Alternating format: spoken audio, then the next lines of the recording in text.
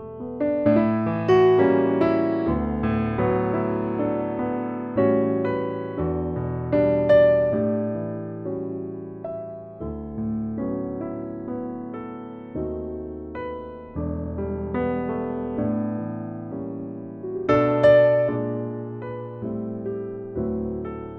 from eMedi News and Heartcare Foundation of India. Welcome to our show, Chat with Dr. KK. Today we have with us Dr. S K Parashar, who is a past president of Cardiological Society of India. If we talk about echocardiography in India, echocardiography teaching, books, journals, abstracts, research is incomplete without the name of Dr. Parashar. First of all, let me thank you for giving us the opportunity on behalf of Cardiological Society of India to record such shows of our national and international faculty. Thank you very much for your kind invitation. In this chat, what we are doing is we are picking up one particular question and try to discuss it for 7 to 10 minutes, which should be very basic, of interest to a family physician and the MD physician. Today, most of the people, when they write a test, they write echo. Yes. But when they write blood test, they write hemoglobin, TLC, DLC, ESR, SGOT, SGPT. They don't write do blood test. Yeah. Okay? But when it comes to echo, this is echo. They don't write 2D, M mode, they don't write systolic function, they don't write diastolic functions, they don't write anything. So it is on the mercy of the echocardiographer to do a diastolic functions or not. And you find invariably they write echo normal. Yeah. And when you check inside, diastolic function is not even checked. And the perception of the person is echo-normal means echo-normal. So my first thing is, should echocardiography also be treated like a blood test? There should be a checklist and person should be able to mark what exactly he wants to be checked, whether you want diastolic functions or not. Because for a diastolic functions evaluation, you may require an advanced machine, an advanced technology, more time. Charges may or may not be different, which I personally feel is charges should be different when you're doing a diastolic functions. Because when I was in Nanda's lab in US, for ejection fraction, there were separate charges. Yes. So there was an echo with ejection fraction, echo without ejection fraction, and at that time in 87, $500 were charged extra for ejection fraction. So should there be an awareness amongst people that echo is not simple by writing the word echo. You must write down what do you want in an echo. See, that is the problem we face, that the patients are referred, to be very frank with you, without any clinical notes, without any X-ray, ECG.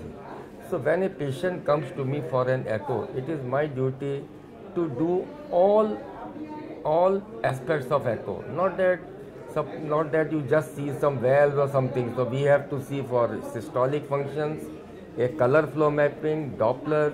We automatically see for a diastolic function in some subgroup of patients also.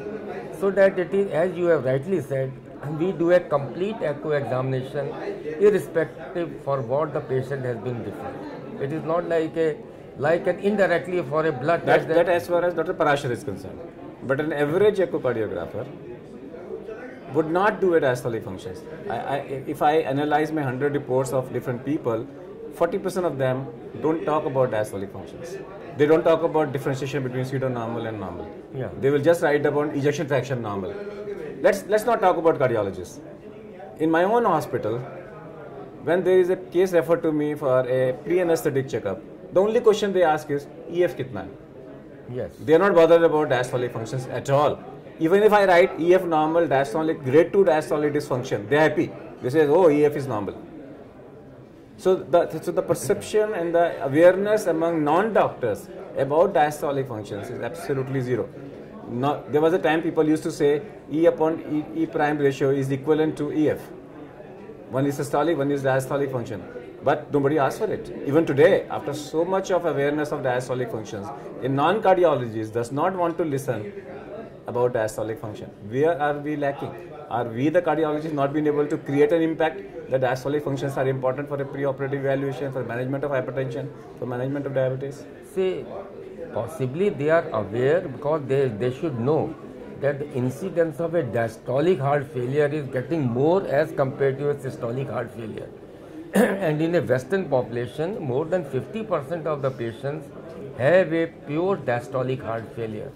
So it is extremely important of what is our policy. that suppose a patient of a hypertension, LVH, diabetes comes with a history of dyspnea. We do a resting echo, everything is normal, and as you rightly said, we write ejection fraction normal. Many of these echocardiographers send them back that nothing is wrong with you. But our policy is that whenever such a patient comes with a dyspnea on exertion, we always do a certain amount of exercise and repeat an echo for a diastolic dysfunction, especially when his systolic functions are normal, and we give them an exercise, and we have unmasked a number of cases of a latent diastolic heart failure and give them diagnosis. It is extremely important. Let me concentrate on this. So you've done a basic study. Yeah. You've checked if systolic functions are normal. Now you're checking for a diastolic functions. You find the person has A wave more than E wave, and you say there is a relaxation abnormality, grade 1 diastolic dysfunction. Now you give him an exercise. Okay? And in an exercise you give him treadmill? Yeah. Yes. Or just walking? No, because now in most of the centers, treadmill is available. So when you give him a treadmill as per the Bruce protocol, and he becomes dyspneic. So immediately you do the echo again, and now it shows there is a rise in filling pressures, yes, or it shows that grade 1 has become grade 2. Yes. What you will label it as? No, we'll definitely write it because there is a worsening of the diastolic function, and normally what happens that a resting echo usually shows some diastolic abnormality, because I have exercised patients who were controls and their resting diastolic functions were normal, and we gave them exercise like a normal individual. There is a proportionate rise in E and E prime, so there is nothing abnormal. So their diastolic functions should be basically abnormal, whether mild or not, which most of the echocardiographers miss. And then we give them an exercise, and we have so exercise induced worsening of diastolic function is a bad sign. It is a sign of incipient diastolic heart failure. It is not a good sign. It is not a good sign. So everybody who has a dyspnea on exertion, and before subjecting them to coronary, because when you say systolic function normal, you say now I want to rule out ischemic heart disease, you go for a coronary angiography. Yes. Before that, an exercise test should be done to see whether he has an incipient or a underlying diastolic heart failure. What I would say, we may not go for a full. So first thing is that yes, he is an hypertensive, coronary artery disease or LVH. But in India, the commonest cause of diastolic dysfunction is obesity, even if there is no hypertension or diabetes. Obesity, obesity leads to ultimately LA enlargement. Obesity, sleep apnea syndrome, but still we find that hypertension, LVH are still a cause, and a 2D echo plays a significant role. If I get a patient who has got a left ventricular hypertrophy, his left atrium is enlarged, that means that yes, so my first criteria is LV hypertrophy. Second is progressive enlargement of LA. If I have comparable echoes and if I can demonstrate that LA size is increasing, and then I go to a routine Doppler, which can pick up grade 1, and which can, with Valsalva, can pick up grade 2. Yes. And then I use tissue Doppler. Okay. Any role of specific role of strain rate, or it can be avoided, only left for the specialist? It can be avoided because what is my policy that E by E prime means that the ratio of the mitral E velocity and the tissue Doppler diastolic velocity. If it is more than 15? If it is less than 8:1, the patient has got no diastolic dysfunction and we can relax. If it is more than 15:1, he has got a definite diastolic dysfunction, and you need not further test. But if he is in a grey zone of 10 to 13, then we do a pulmonary venous Doppler, left atrial volume index, and left atrial mass also. So that is a grey zone. So I think so, as you rightly said, that the starting point is mitral Doppler and a tissue Doppler, and those who do not have a tissue Doppler. Can you ask you a specific situation? When we get patients with so-called enlarged LV. So we have scenarios of different types. We have a scenario where we have enlarged LV with an enlarged LA, ultimately ends up into RA enlargement and RV enlargement and right heart failure. These are the people where LA enlarges, they rapidly go into from grade 1 to grade 2, grade 3 and grade 4. Yes. There is a subset of patients, which at least 4 patients I am following for the last 17 years. Their LV is enlarging, LA is not enlarging. RA, RV are not enlarging. They will not enlarge unless LA enlarge. And they still are with grade 1. No, but what is the cause of the LV enlargement in those That's the cases? reason I'm asking. I'm asking a specific situation is that there are 4 or 5 patients which I am following. I have no explanation. I see. I have no explanation. They have a progressive LV enlarge. When you look at the LV, you say, oh my God, this person is going to die, and the ejection fraction is low, 17, 18, 19, 20%. LV is moving like a swirling motion. Okay, but for the last 17 years we are following, their grade 1 remains grade 1. It doesn't end up into grade 2. LA is not enlarging. So unless the LA start enlarging, grade 2 will not happen. Yeah. And their prognosis is good. For the last 17 years, they are asymptomatic. Can we find out? I can't find out. For the last 17 years, I'm trying to find out a solution. I can't find out this subgroup of 4 or 5 patients, that why their LA is not enlarging, why their grade 1 is not converting into grade 2. So what is that factor which converts a grade 1 into grade 2? Do we have? No, because say there are 2 basic causes for a diastolic abnormality. One is active, that is relaxation abnormality, and second is passive, that is decreased compliance or a stiffness of the ventricle. So if there is, the LA will enlarge and filling pressure will increase only when there is a decreased compliance or LV stiffness.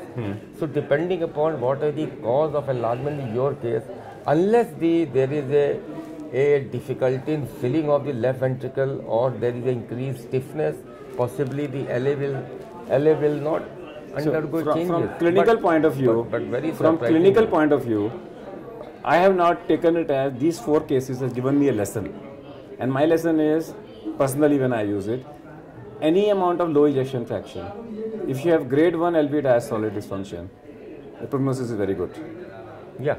And if they are a grade 2 or grade 3, we know that prognosis is bad. But no LV enlargement, grade 1 LV diastolic dysfunction, even if the ejection fraction is 15%, I'm not recommending CRT, I'm not recommending them ICD.